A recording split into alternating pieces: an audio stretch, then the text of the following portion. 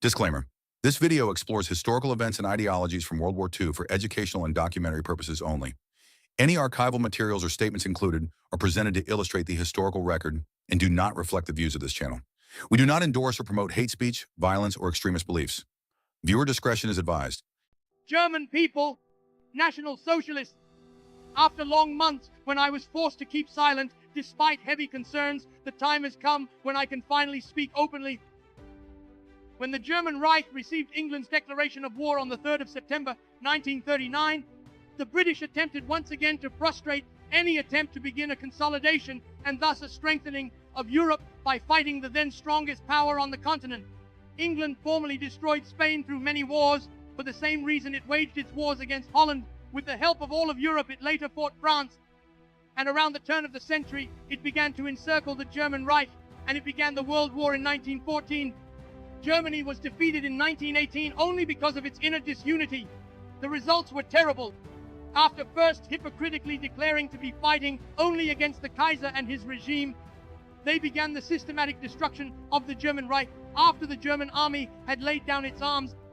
As the prophecy of a French statesman who had said that there were 20 million Germans too many began to be fulfilled through starvation, disease, or emigration, the National Socialist movement began building the unity of the German people, thereby preparing the rebirth of the Reich. This new revival of our people from poverty, misery, and shameful contempt was a sign of a pure internal rebirth. England was not affected, much less threatened by this. Nonetheless, it immediately renewed its hateful policy of encirclement against Germany.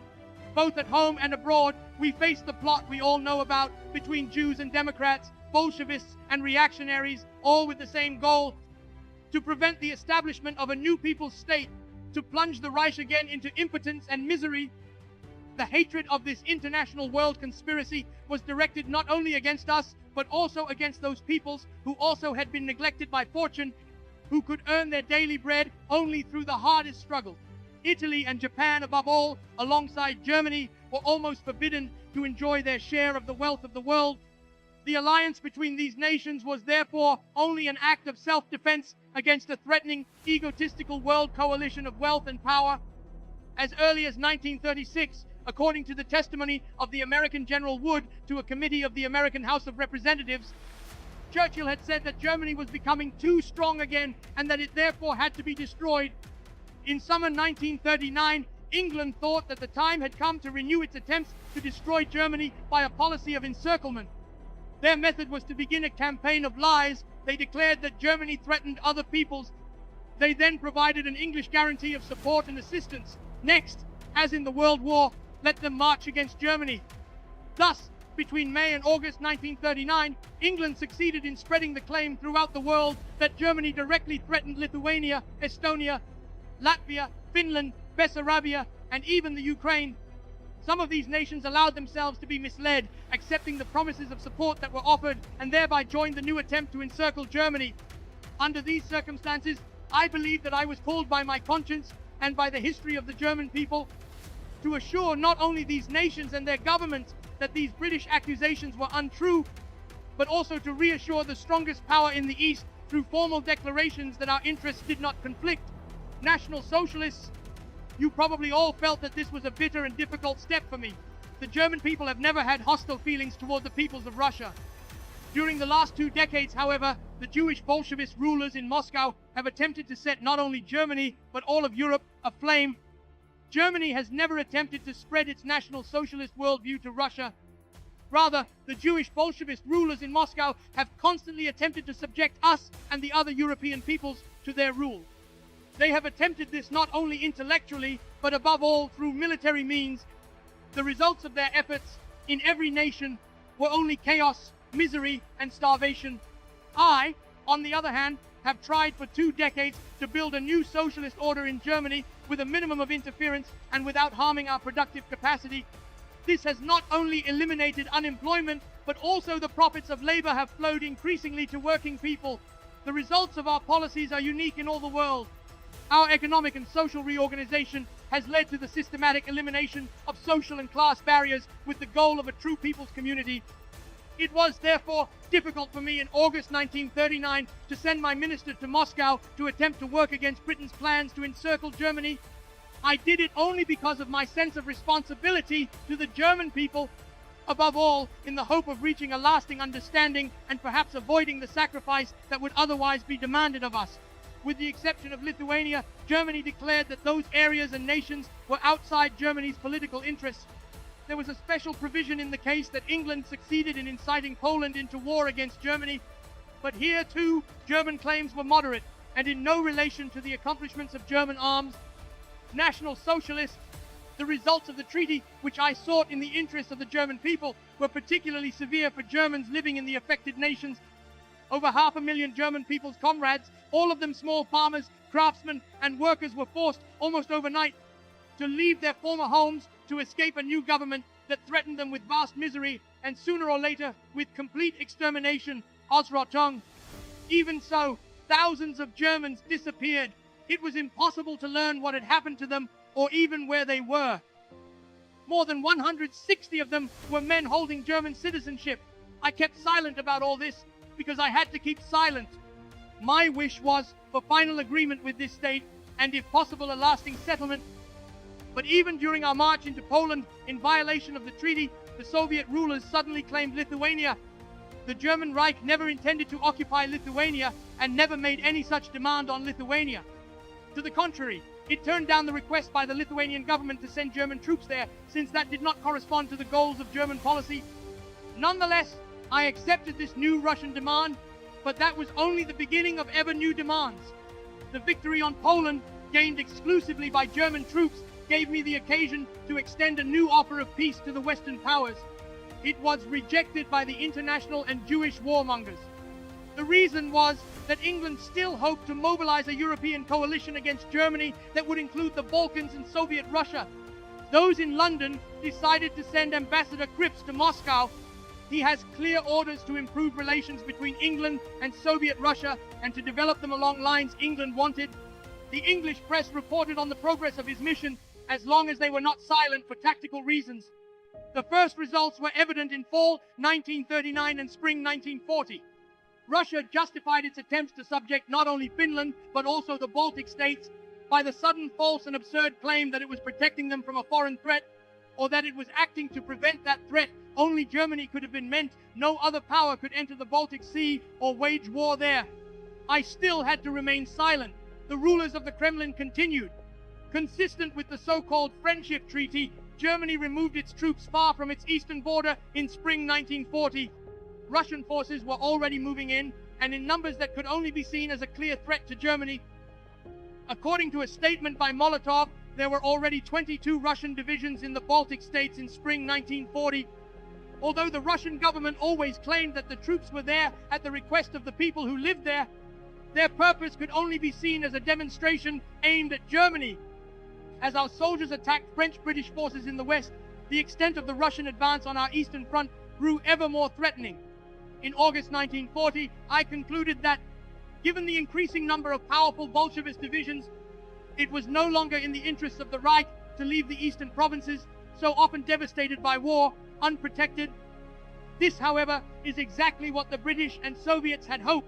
The fact that so much of the German forces, in particular the Air Force, was tied down in the east made it impossible for the German leadership to bring a radical end to the war in the west. This was the goal of both British and Soviet Russian policy. Both England and Soviet Russia wanted to prolong this war as long as possible in order to weaken all of Europe and plunge it into ever greater impotence. Russia's threatened attack on Romania was intended not only to take over an important element in the economic life, not only of Germany, but of Europe as whole, or at least to destroy it. With boundless patience, the German Reich attempted after 1933 to win over the southeastern European states as trading partners. We, therefore, had the greatest possible interest in their domestic stability and order. Russia's entrance into Romania and Greece's ties to England threatened to rapidly transform this area into a general battleground. Despite our principles and customs, and despite the fact that the Romanian government had brought on these troubles itself, I urgently advised them, for the sake of peace, to bow to Soviet extortion and cede Bessarabia. The Romanian government, however, believed that it could justify this step to its own people only if Germany and Italy in return guaranteed the security of its remaining territory. I did this with a heavy heart. When the German government gives a guarantee, it will stand by it. We are neither English nor Jewish. I thus believed that I had saved peace at the last moment, even if at the cost of a heavy obligation, to reach a final resolution of these problems and to clarify Russian intentions toward the Reich, as well as under the pressure of steadily increasing mobilization along our eastern border. I invited Mr. Molotov to come to Berlin.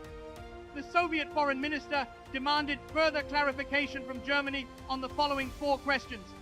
Molotov's first question: does Germany's guarantee for Romania in the event of an attack mean war with Russia in the event of an attack by Soviet Russia? My answer: the German guarantee is broad and obligates us absolutely. Russia has never told us that it has any interest in Romania outside Bessarabia. The occupation of northern Bukovina was already a violation of this assurance. I therefore do not believe that Russia could have any further claims on Romania. Molotov's second question: Russia feels itself threatened by Finland again. Russia is unwilling to tolerate this. Is Germany ready to provide no support for Finland, and above all, to withdraw the German troops in Kirkenes? My answer: as in the past, Germany has no political interests in Finland. However, the German government cannot accept a new Russian war against the tiny Finnish people, particularly since we could never believe that Finland threatens Russia.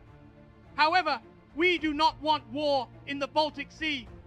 Molotov's third question: is Germany willing for Soviet Russia to provide a guarantee to Bulgaria and to send Soviet Russian troops to Bulgaria for this purpose, although he, Molotov, wished to say that they did not have the intention of removing the king? My answer: Bulgaria is a sovereign state, and I did not know that, just as Romania had asked for a German guarantee, Bulgaria has asked for one from Soviet Russia. I would also have to discuss the matter with my allies. Molotov's fourth question: Soviet Russia absolutely requires free passage through the Dardanelles and also demands for its protection several important positions on the Dardanelles or along the Bosphorus. Is Germany willing to agree to this or not? My answer: Germany is ready at any time to agree to changes in the Statute of Montreux that benefit the Black Sea states. Germany is not willing to approve Russian bases on the Straits. National Socialists, I behaved as the responsible leader of the German Reich, but also as a responsible representative of European culture and civilization. The result was an increase in Soviet-Russian activity against the Reich, above all the immediate beginning of efforts to subvert the new Romanian state, and an attempt to use propaganda to eliminate the Bulgarian government. With the help of confused and immature people, the Romanian Legion succeeded in organizing a coup that removed General Antonescu and plunged the nation into chaos. By removing legal authority, they also removed the grounds for Germany to act on its guarantee. Still, I believed it best to remain silent. Immediately after this enterprise collapsed, there was a new increase in Russian troops along the German eastern border. Increasing numbers of tank and parachute divisions threatened the German border. The German army and the German homeland know that until a few weeks ago, there was not a single German tank or motorized division on our eastern border. If anyone needed final proof of the carefully hidden coalition between England and Soviet Russia, the conflict in Yugoslavia provided it. While I was making a last attempt to keep peace in the Balkans, and in agreement with the Duce invited Yugoslavia to join the three-power pact, England and Soviet Russia organized a coup that toppled the government that was ready for such an agreement. The German people can now be told that the Serbian coup against Germany was under both the English and Soviet Russian flags. Since we were silent, the Soviet Russian government went a step further. Not only did they organize a putsch, but signed a treaty of friendship with their new lackeys a few days later that was intended to strengthen Serbia's resistance to peace in the Balkans and turn it against Germany. It was no platonic effort either. Moscow demanded that the Serbian army mobilize. Since I still believed that it was better not to speak, the rulers of the Kremlin took a further step. The German government now possesses documents that prove that, to bring Serbia into the battle, Russia promised to provide it with weapons, airplanes, ammunition, and other war material through Salonika. That happened at almost the same moment that I was giving the Japanese Foreign Minister Dr. Matsuoka the advice to maintain good relations with Russia in the hope of maintaining peace. Only the rapid breakthrough of our incomparable divisions into Skopje and the capture of Salonika prevented the realization of this Soviet-Russian Anglo-Saxon plot. Serbian Air Force officers, however, fled to Russia and were immediately welcomed as allies. Only the victory of the Axis powers in the Balkans frustrated the plan of involving Germany in battle in the southeast for months, allowing the Soviet-Russian armies to complete their march and increase their readiness for action. Together with England, and with the hope for American supplies, they would have been ready to strangle and defeat the German Reich in Italy. Thus, Moscow not only broke our treaty of friendship, but betrayed it. They did all this while the powers in the Kremlin, to the very last minute, hypocritically attempted to favor peace and friendship, just as they had with Finland or Romania. I was forced by circumstances to keep silent in the past. Now the moment has come when further silence would be not only a sin, but a crime against the German people, against all Europe. Today, about 160 Russian divisions stand at our border. There have been steady border violations for weeks, and not only on our border, but in the far north, and also in Romania. Russian pilots make a habit of ignoring the border, perhaps to show us that they already feel as if they are in control. During the night of the 17th to the 18th of June, Russian patrols again crossed the German border and could only be repelled after a long battle. Now the hour has come when it is necessary to respond to his plot by Jewish Anglo-Saxon warmongers and the Jewish rulers of Moscow's Bolshevist headquarters. German people, at this moment, an attack unprecedented in the history of the world in its extent and size has begun. With Finnish comrades, the victors of Narvik stand by the Arctic Sea. German divisions, under the command of the conqueror of Norway, together with the heroes of Finland's freedom and their marshal, defend Finnish soil. On the Eastern Front, German formations extend from East Prussia to the Carpathians. From the banks of the Pruth River, from the lower Danube to the Black Sea, German and Romanian soldiers are united under state leader Antonescu. The purpose of this front is no longer the protection of the individual nations, but rather the safety of Europe, and therefore the salvation of everyone. I have therefore decided today once again to put the fate of Germany and the future of the German Reich and our people in the hands of our soldiers. May God help us in this battle.